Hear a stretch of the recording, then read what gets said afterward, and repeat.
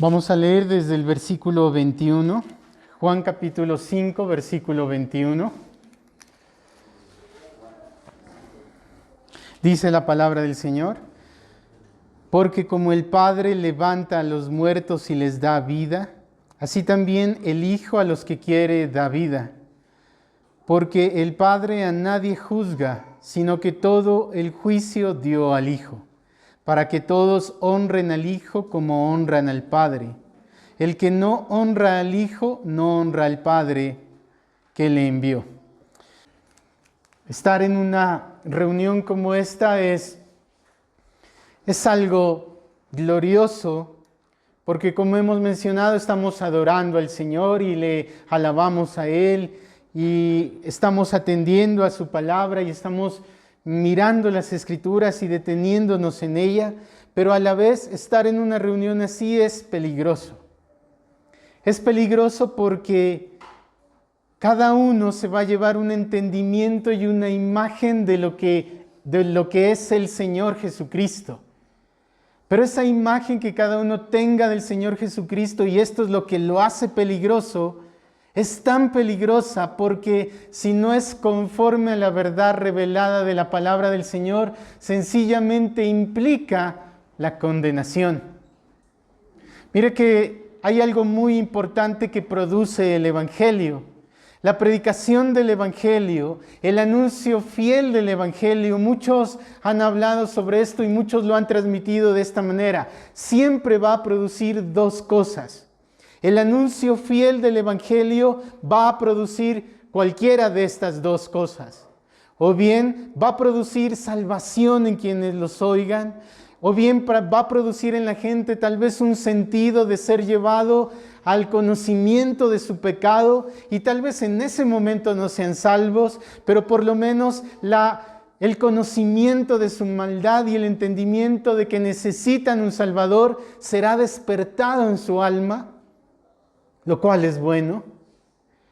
O lo contrario a ello es que el Evangelio va a producir rechazo, y va a producir discordia, y va a producir persecución, y va a producir un rechazo a las palabras y a Cristo mismo. Eso produce el Evangelio. Por lo cual ese sentido que ha habido en mucha de la cristiandad moderna de ser como simpatizantes del Evangelio, de ser como gustadores del Evangelio, me gusta mucho eso, qué bonito que es las reuniones, me gustan mucho eso, pero sin llegar a los pies de Cristo, realmente no es el Evangelio verdadero. Realmente no es el Evangelio verdadero. Por lo cual hoy estamos ante un texto que viene en todo el capítulo 5, como lo hemos venido mirando, y es lo que el Evangelio produjo aquí. El Evangelio produjo lo que yo les estoy mencionando. Produjo esas dos cosas. En un hombre produjo la gracia de la salvación. En un hombre entendemos que produjo la gracia de la salvación que va más allá del simple acto de ser sanado físicamente. Y lo que sigue después del texto y lo que mencionan los siguientes versículos dan a entender de que este hombre fue despertado a la realidad de quién era Cristo Jesús. Pero por otro lado, el Evangelio que Cristo Jesús anunció con sus palabras, pero a la vez con sus actos, produjo en otros un absoluto rechazo, como lo miramos la vez anterior. Produjo que rechazaran a Cristo y rechazaran el Evangelio y quisieran perseguir a Cristo hasta el punto de querer matarlo, como miramos hace 8 días. Por lo cual eso produce el Evangelio. Y hoy, mis queridos hermanos, esa misma realidad será producida en todos nosotros, y en ellos me incluyo yo. Sea lo primero, sea la gracia de ser llevado a los pies de Cristo, o sea un rechazo, o sea la otra posición, un rechazo. Pero cualquiera de las dos cosas para el Evangelio es bueno, pero para el alma que lo rechaza no lo es. Pero para la gloria del Evangelio sí lo es. Para la gloria del Evangelio sí lo es. Y mire lo que dice este texto y comienza en todo el contexto, y es que había presentado una situación muy interesante. El Señor Jesucristo había sanado a un paralítico que estaba ahí en su ruina y en su miseria, y por la gracia de Dios, él había sido sanado. Y la reacción que produjo eso en los judíos fue un rechazo a Cristo. Mire esto. Un enfermo, un paralítico, un hombre que estaba postrado ahí, aparte de estar muerto en sus pecados, estaba físicamente enfermo, y vino Cristo y lo sanó. Y los demás miraron eso, y lejos de llenar de gloria el nombre del Señor, y lejos de alabar al Señor por ese bien que el Señor había hecho a un alma, se llenaron de celos y persiguieron a Cristo. Mire hasta qué punto llega la maldad del hombre. Y persiguieron y rechazaron a Cristo. Pero, mis queridos hermanos, hay algo precioso en las palabras del Evangelio. Hay algo precioso en la Biblia. Que la Biblia, la Escritura, presenta las preciosas doctrinas de la palabra del Señor con una sencillez impresionante. La Biblia presenta la doctrina de la palabra del Señor, es decir, las enseñanzas de la Escritura, con una sencillez bien preciosa, que hasta los niños y cualquier persona, los sencillos, pueden entenderlo. Pero no así, por ejemplo, con las filosofías humanas, no así con los pensamientos humanos, que son tan complejos que no todos las entienden. Pero la Escritura es tan sencilla, y en cuanto a esto y en cuanto a lo que hoy estamos hablando, la Escritura nos presenta una realidad en este texto. Leamos el versículo 21. Porque como el Padre levanta a los muertos y les da vida, así también el Hijo a los que quiere da vida. Entendamos que esto está en el contexto de los judíos persiguiendo a Cristo. ¿Por qué? Porque como decíamos hace 8 días, Cristo afirmó y dijo con sus palabras que Él era Dios. Y cuando ellos oyeron que Cristo había manifestado que con sus palabras y con las obras que Él había hecho era Dios, se llenaron de celos y querían matar a Cristo. Y este versículo está en este contexto. Si hay algo glorioso y descrito en palabras tan sencillas en la Biblia, y hay algo poderoso en las Escrituras, es cuando Dios mismo, escucha esto, reivindica su nombre. ¿Qué es reivindicar? Reivindicar es una palabra que no la usamos mucho, pero quisiera que te la aprendas porque es muy importante en cuanto al contexto de la Biblia. Reivindicar es reclamar algo como mío, como me pertenece.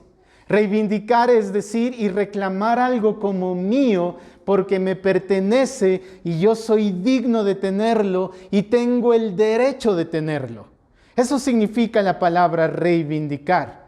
Y vuelvo y te repito, si hay algo glorioso en toda la Escritura es cuando no la gente, no un ángel, no otra persona, sino Dios mismo reivindica, es decir, reclama algo como suyo propio cuando se reivindica a sí mismo. Por ejemplo, acompáñame por favor al libro de Éxodo. En el capítulo 9 hay un texto muy precioso que nos da a entender lo que hoy quiero decirles. Éxodo en el capítulo 9, versículo 14, estamos en el contexto de Dios liberando al pueblo de Israel de Egipto por mano poderosa, con brazo poderoso y usando a Moisés para esto. Usted ya recuerda la historia real y verdadera, la cual Moisés fue enviado por el Señor delante del faraón para que libere al pueblo de Egipto y el faraón no quiso hacerlo y se negó a hacerlo y como producto de que se negó a hacerlo, Dios, dice la palabra, envió unas plagas, envió 10 plagas para mostrar su poder. Y mire lo que dice en Éxodo capítulo 9, versículo 14. Desde el 13 leámoslo para entender un poco más el contexto. Entonces Jehová dijo a Moisés, levántate de mañana y ponte delante de Faraón y dile, Jehová, el Dios de los hebreos, dice así, deja ir a mi pueblo para que me sirva, porque yo enviaré esta vez todas mis plagas a tu corazón y sobre tus siervos y sobre tu pueblo, para que entiendas que no hay otro como yo en toda la tierra. Muchas veces nosotros pensamos, cuando veíamos las películas de Moisés y cuando leíamos el texto de Éxodo, que el Señor enviaba las plagas porque envió una plaga, el faraón no quiso liberar al pueblo y el Señor, viendo a ver qué más hacía, enviaba otra plaga para ver si el faraón lograba vencer a Faraón, y esa plaga no lo vencía, y luego el Señor enviaba otra plaga y así 10 plagas, como si fuese una lucha entre Dios y Faraón, pero no es así.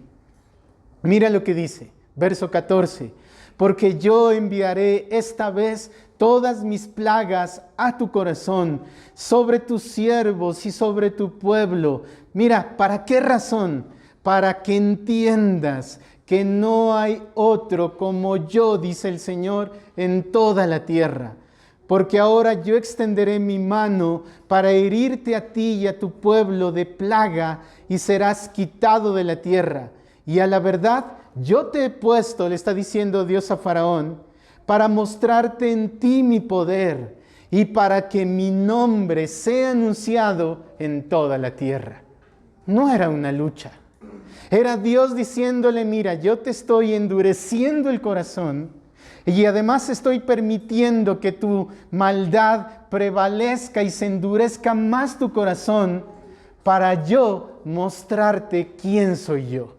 Y para yo mostrar, dice el Señor, quién soy yo en toda la tierra, para que mi nombre sea honrado, para que mi nombre sea conocido.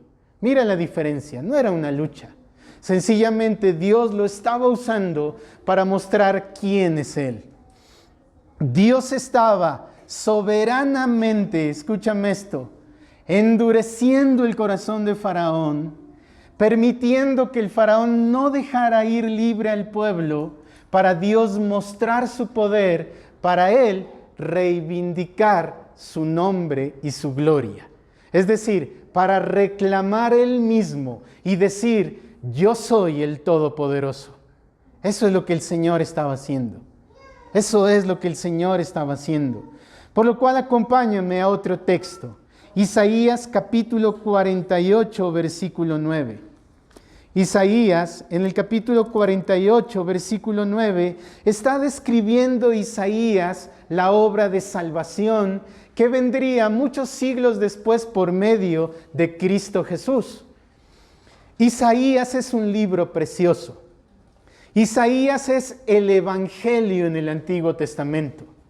De hecho, se podría decir que así como Mateo es un evangelista, así como Marcos es un evangelista, así como Juan es un evangelista, Lucas es un evangelista, Isaías también es un evangelista, porque él anunció a Cristo y la obra de Cristo. Y mira lo que el Señor dice en el capítulo 48 de Isaías, versículo 9. Por amor de mi nombre diferiré mi ira, es decir, aplazaré mi ira. Por amor de mi nombre diferiré mi ira, y para alabanza mía la reprimiré, es decir, aplacaré mi ira, para no destruirte, dice el Señor. He aquí, te he purificado y no como a plata, te he escogido en horno de aflicción, por mí, por amor de mí mismo lo haré, para que no sea amancillado mi nombre y mi honra no la daré a otro. ¿Qué está diciendo el Señor? El Señor está diciendo, en otras palabras, no te voy a dar mi ira a ti, voy a apartar mi ira de ti y te voy a purificar y te voy a perdonar, significa, y te voy a limpiar de tus pecados, y por amor de mí mismo haré eso, para que mi nombre, dice, no sea mancillado y mi honra no la daré a otro. ¿Qué significa eso?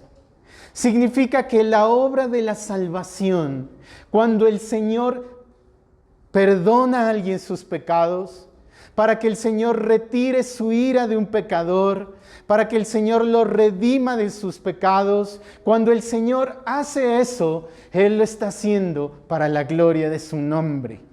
Él está diciendo, miren, yo soy poderoso para un vil pecador salvarlo y limpiarlo de sus pecados. Él está diciendo y mostrándose, yo soy poderoso en toda la tierra. Yo soy poderoso. El Evangelio y la obra de salvación no es otra cosa más sino que Dios mismo reivindicando Él, quién es Él mismo, reivindicándose a Él y mostrándose Él glorioso. En otras palabras, ¿qué te quiero decir?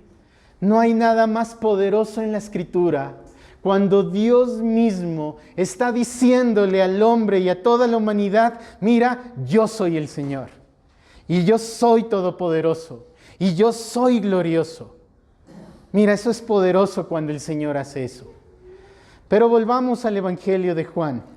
Porque el Evangelio de Juan, Jesús prosigue su conversación con los judíos y Él sigue en su propósito de reafirmar que Él es Dios. Él sigue en su propósito de hacerlo. Él les dice, miren, yo soy Dios. Y lo soy por mi propia naturaleza, yo soy Dios mismo. Pero a la vez, Él también les está mostrando que Él es Señor, Él es Dios, también a razón de que Él es un mediador, un mediador. Pero lo que el Señor está haciendo aquí es algo poderoso y es a lo que hoy me quiero centrar. Cristo en este pasaje, Él está haciendo lo que Dios hizo en el texto que leímos en Éxodo, lo que Él hizo en Isaías. Cristo está reivindicando su nombre aquí. Cristo está diciendo aquí, yo soy el Señor, yo soy Dios, y a nadie daré esa honra. Yo soy el Señor Todopoderoso. Él está haciendo aquí eso. ¿Y cómo lo está haciendo? ¿Qué está presentando Él para reivindicar que Él es el Señor y es digno de toda honra? Él está usando algo y es algo glorioso. Él está usando su autoridad. Su autoridad. Si hay algo poderoso en cuanto a Dios que nos muestra la Escritura, es que Dios tiene toda la autoridad. Es decir, que Él hace como quiere, que Él tiene el poder absoluto, que Él tiene el poder soberano y Él es la máxima autoridad que hay. Pero cuando hablamos de la autoridad, es tan difícil para nosotros entenderlo, porque para nosotros la autoridad es un concepto menospreciado. La autoridad para nosotros es totalmente menospreciada. De hecho, toda autoridad que existe, la autoridad de los padres, como mirábamos hoy en la escuela, como las autoridades militares y civiles en el gobierno, es menospreciada.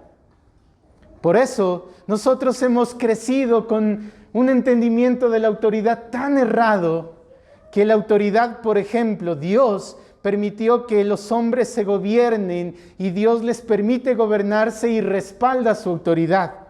Y nosotros nos burlamos, por ejemplo, de la autoridad militar. De la autoridad de la policía la menospreciamos y nos burlamos de ellos y los tratamos con términos despectivos, porque para nosotros la autoridad no es nada. Porque nuestra naturaleza, así como Adán no respetó la autoridad de Dios el Padre, así esa naturaleza ha estado en nosotros, que toda autoridad nosotros la menospreciamos y no la estimamos. No la estimamos. Cuando alguien es detenido por un agente de tránsito, lo primero que viene es voy a menospreciar su autoridad. Voy a menospreciar cualquier autoridad que esté después de él y lo voy a sobornar. No tenemos en cuenta la autoridad. Cuando hablamos del presidente, y así sea de una posición política que tal vez no es la nuestra, le irrespetamos y nos burlamos y menospreciamos. sabiendo que Dios respalda cualquier tipo de autoridad a quien Él ha puesto. Por lo cual las autoridades nosotros no las tenemos en cuenta. Y con esa mentalidad nosotros llegamos al Señor, entendiendo y suponiendo que Dios puede ser una autoridad como las demás, a las cuales nosotros podemos menospreciar. Pero no es así. Pero no es así realmente.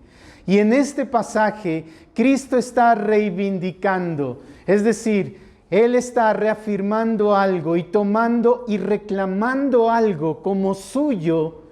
Él está reclamando ¿qué? La honra que Él merece como suya a razón de que Él es la suprema autoridad.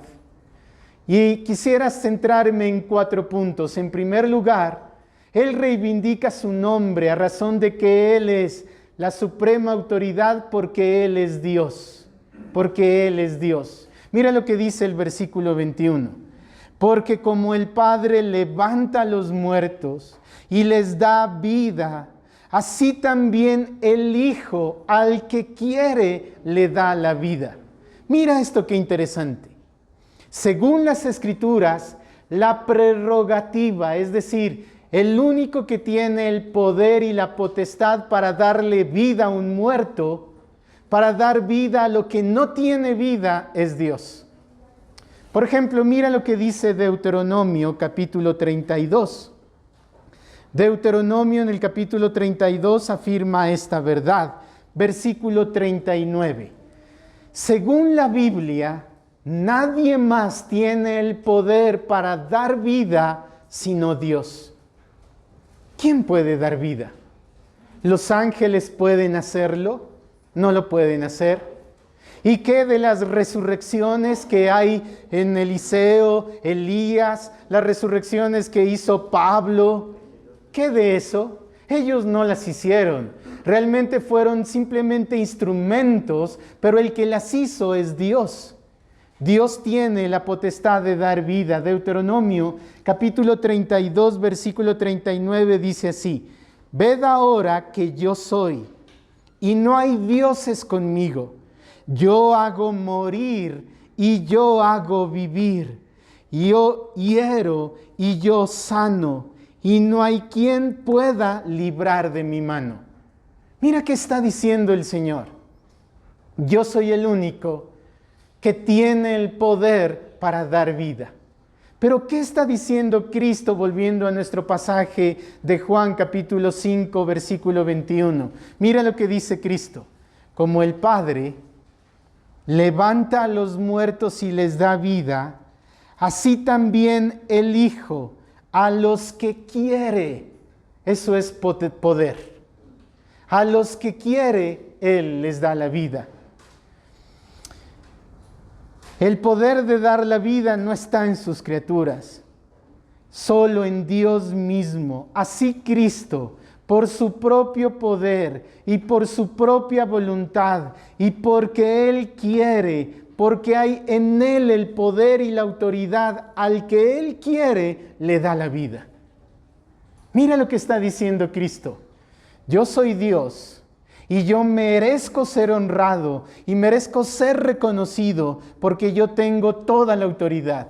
Tengo la autoridad para dar la vida.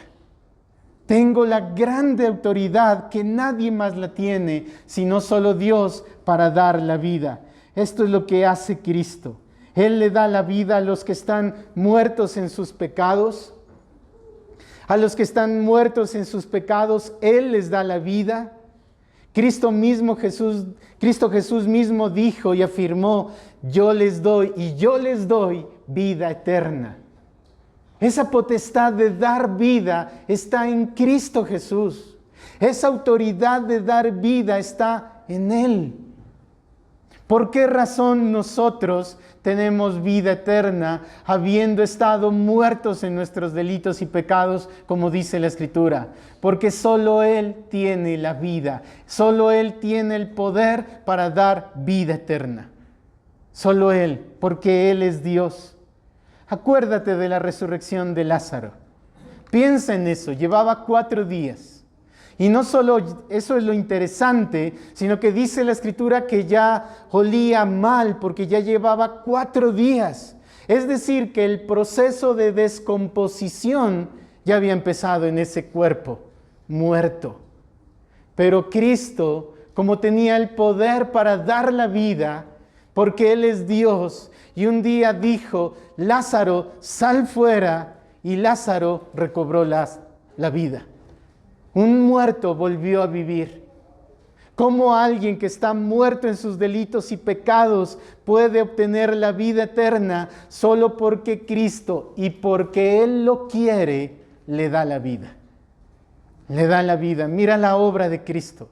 Por lo cual Él está reivindicando que es Dios. Y como es Dios, es digno de ser honrado porque Él tiene toda la autoridad.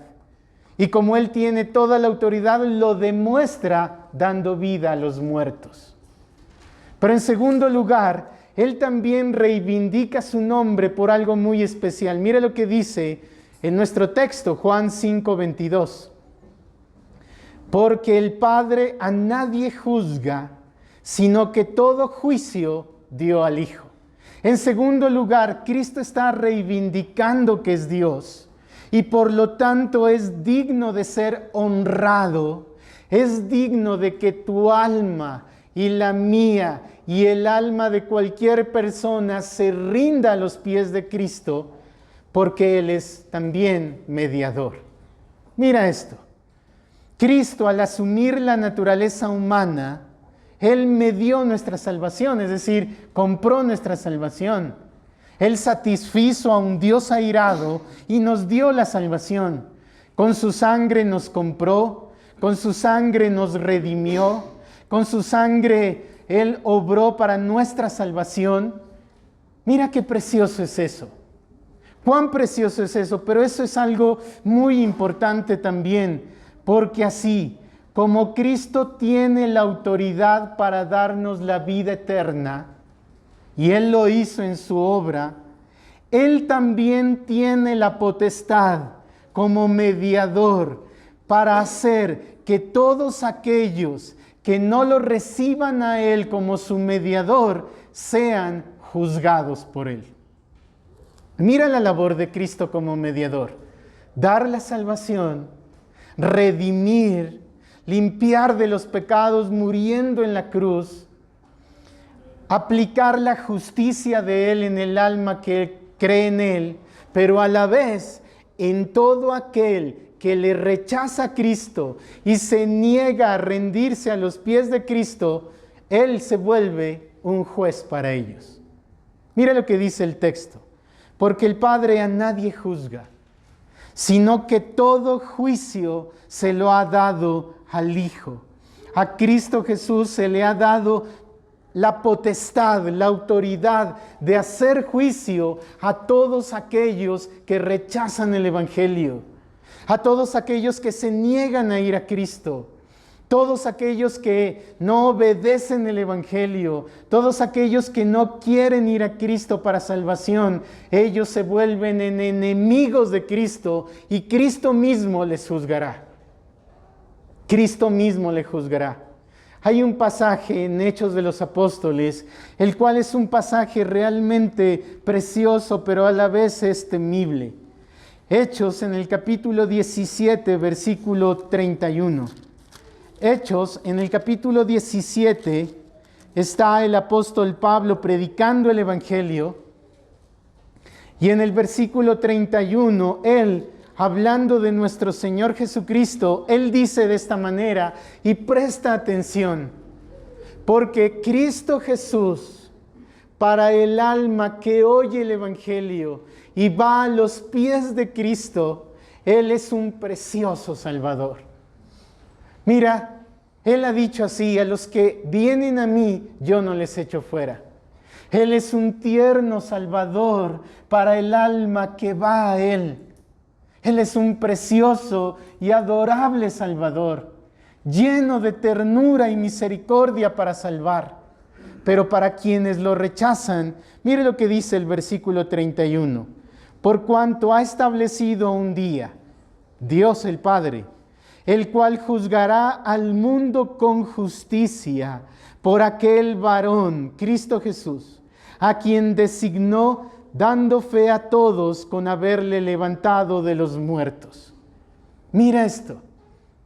Dios ha designado a Cristo Jesús para que tenga la autoridad para salvar a algunos. Pero para aquellos que se niegan a creer en Cristo Jesús, Dios también ha dado toda la autoridad a Cristo Jesús para que los juzgue. Y Él les dirá: apartaos de mí, a mi izquierda, nunca los conocí. Apartaos de mí.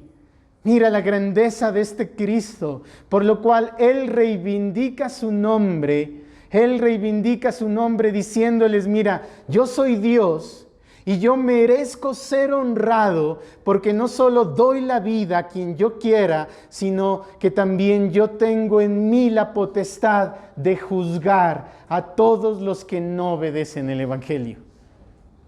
Qué triste, mi querido hermano. Qué triste, mi querido amigo, que Cristo, siendo tan compasivo, siendo tan misericordioso, que un día dice la Escritura que se compadeció de las multitudes porque las vio que estaban como ovejas que no tienen pastor.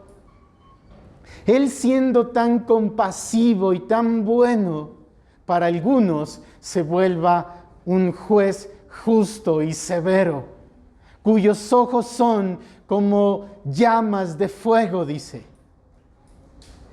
Mira quién es Cristo Jesús, por lo cual Cristo Jesús es Dios. En tercer lugar, ¿qué implica esto? O más bien, ¿qué alcance tiene que Cristo esté reivindicando que Él es Dios?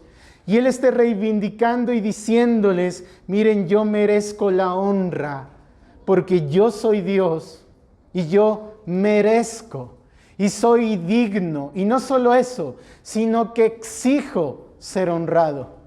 Míralo, volviendo a nuestro pasaje de Juan capítulo 5, versículo 23, mira lo que dice. Porque el 21 dice que Cristo tiene la autoridad para dar vida. El versículo 22 dice que Él tiene la autoridad para hacer juicio, para juzgar. Pero mira, ¿para qué es esto? Versículo 23. Para que todos, no hay excepción alguna, para que tú y yo y todos, absolutamente todos, honren al Hijo como honran al Padre. El que no honra al Hijo, no honra al Padre que le envió. ¿Qué alcance tiene esto? Y es que todos debemos a Cristo Jesús el honor que Él merece. De hecho, todo honor al Padre realmente Cristo lo reclama como suyo. Mira esto. Hay mucha gente que habla de Dios. Hay mucha gente que dice: sí, Diosito, sí, Dios, lo más importante, pero lo hacen al margen de Cristo. Cristo no está ni en sus labios, Cristo no está ni en su corazón, pero déjame decirte que Dios el Padre ha delegado y ha exigido que la verdadera honra que el Padre merece es la honra que se le debe dar a Cristo Jesús. A Él, a Cristo Jesús. Vamos a Filipenses en el capítulo 2, versículo 5, porque aquí encontramos la gran verdad de todo esto. Aquí encontramos el alcance de todo esto. Mira cómo dice el pasaje de Juan: todos, es una exigencia, todos aquellos, para que todos, dice, honren al Hijo. Mira lo que dice Juan capítulo 2, versículo 5. Haya pues en vosotros este sentir, Filipenses 2:5. Que también hubo en Cristo Jesús, el cual, siendo en forma de Dios, no estimó el ser igual a Dios como cosa que aferrarse, sino que se despojó a sí mismo, tomando forma de siervo, hecho semejante a los hombres, y estando en la condición de hombre, se humilló a sí mismo, haciéndose obediente hasta la muerte y muerte de cruz. por lo cual, mira esto, por lo cual Dios también le exaltó hasta lo sumo. No hay nada más arriba que Cristo. Y le dio un nombre que es sobre todo nombre, para que en el nombre de Jesús se doble toda rodilla de los que están en los cielos y en la tierra y debajo de la tierra, y toda lengua confiese que Jesús es el Señor, para gloria de Dios Padre. ¿Qué implica honrar a Cristo? Honrar a Cristo implica adorarle y reconocerle a Él como Dios y como Señor. Es reconocerle a Él como el único objeto de la fe y del amor. Honrar a Cristo significa obedecerlo en todo momento.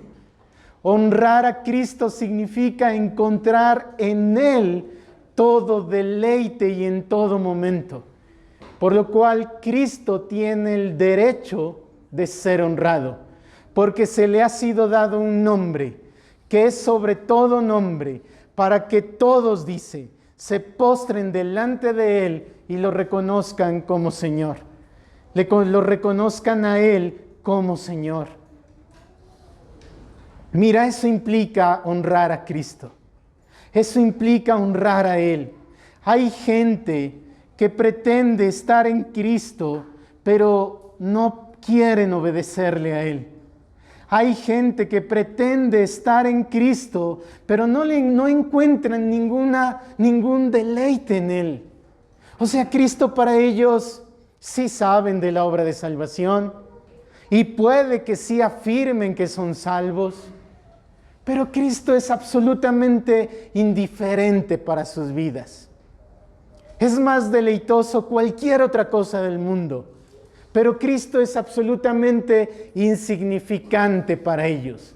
Déjeme decirle que tal conducta y tal posición, lo que está hablando y diciendo, yo no soy salvo. Yo no soy salvo todavía. Pero realmente la verdadera fe es aquel que confiesa, dice, que Cristo es el Señor de sus vidas. Y en cuarto lugar, existe como una necesidad urgente de pagarle a Cristo el deber o más bien la honra que Él merece y la honra que Él demanda. Para muchos parece suficiente honrar al Padre, pero entendiendo el texto de Juan que hemos leído, Dios se deleita en ser honrado cuando Cristo Jesús es honrado. Si Cristo Jesús no es honrado, así Dios, la palabra Dios habita en sus bocas, Cristo realmente es aborrecido y Dios, por ende, no es honrado. Realmente Dios es honrado cuando Cristo es honrado y Dios el Padre se deleita en ello, y es un deber nuestro honrar a Cristo. Hoy estoy, mi hermano, aquí en esta tarde, en esta mañana ya, aún no es la tarde, para decirte a ti y manifestarte igualmente a mi alma, debemos honrar a Cristo. Debemos honrarle a Él. Debemos reconocerle a Él. Y es que serían considerados como rebeldes todos aquellos que no se someten a la autoridad de Cristo. Todos los despreciadores del Evangelio serán considerados a los ojos de Dios el Padre como rebeldes. Así en sus bocas abunde la palabra Dios. Porque toda honra ha sido dada a Cristo.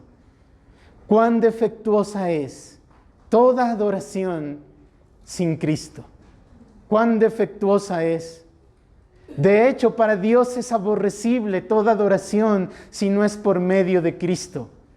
Piensa en esto, cuán vanos son los ritos superficiales de muchas iglesias que basan su fe en ritos como por ejemplo la adoración al Santísimo, le llaman. Una adoración al margen de Cristo y con base en un ídolo. Cuán aborrecible es para Dios eso. Cuán aborrecible es para Dios toda adoración dirigida a los santos, a las vírgenes. Cuán aborrecible es para Dios aquellas falsas prácticas, entre comillas, de muchos cristianos que han enseñado métodos para acercarse a Dios, como por ejemplo pactos, como primicias, y ellos pretenden adorar a Dios así al margen de Cristo. Cuán aborrecible es para Dios eso. Por lo cual el Evangelio es todo Cristo.